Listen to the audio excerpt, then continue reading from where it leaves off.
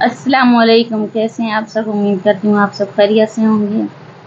اب چکن کے کباب کو چھوڑیں اور جھٹ پٹ سے صرف 5 منٹ میں آدھا کلو آلو سے یہ بنائیں اور سب کو خوش کر دیں۔ بچے بڑے سبھی شوق سے کھائیں گے۔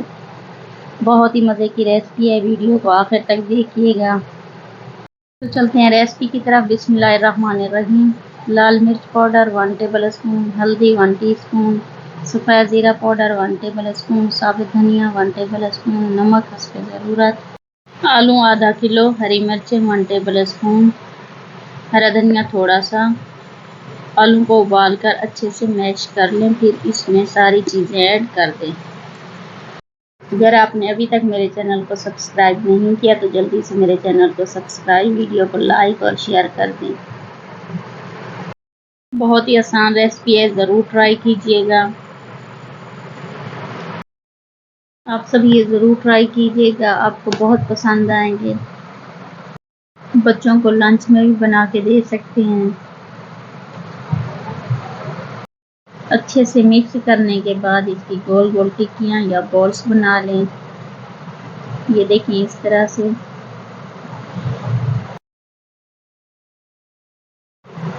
اب ایک پین میں آئل کو اچھے سے گرم کر لیں، پھر اس میں آلو کی ٹکیوں کو شیلو فرائی کر لیں۔